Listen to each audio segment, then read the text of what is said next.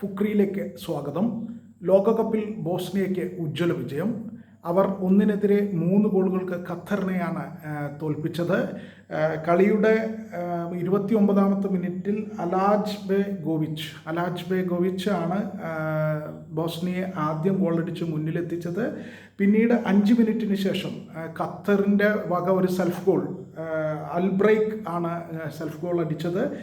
നിർഭാഗ്യകരമായ ഒരു സെൽഫ് ഗോളായിരുന്നു. അങ്ങനെ അൽബ്രൈക്കിൻ്റെ self ഗോളിലൂടെ Bosnia രണ്ടാമത്തെ ഗോളിലൂടെ 2-0 എന്ന ലീഡിലേക്ക് എത്തി. പിന്നീട് 8 മിനിറ്റിന് ശേഷം 42ാമത്തെ മിനിറ്റിൽ ഖത്തർ ഒരു ഗോൾ തിരിച്ചടിച്ചു. അൽ ഹൈദോസ് ആണ് ആ ഗോളടിച്ചത്. അത് അതിമനോഹരമായൊരു ഗോളായിരുന്നു.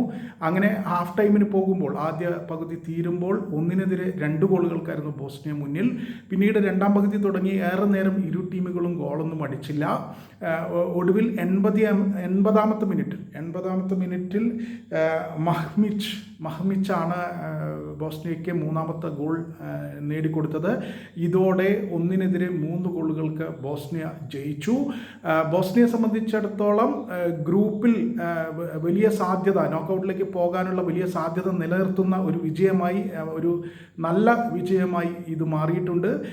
ഗ്രൂപ്പിൽ നിന്ന് സ്വിറ്റ്സർലൻഡും കാനഡയും ഇപ്പോൾ തന്നെ നോക്കൗട്ടിൽ കടന്നിട്ടുണ്ട്. പക്ഷേ എന്നാൽ ലോകകപ്പിലെ മൊത്തം മികച്ച 8 ടീമുകൾ കൂടി നോക്കൗട്ടിലേക്ക് കടക്കുമെന്നതിനാൽ അത്തരമൊരു സാധ്യതയിലേക്ക് ബോസ്നിയ തങ്ങൾക്ക് സാധ്യതയുണ്ടെന്ന് ഉറപ്പുവരുത്തിയിട്ടുണ്ട്. എന്തായാലും ആ കാര്യം കാത്തിരുന്ന് കാണാം.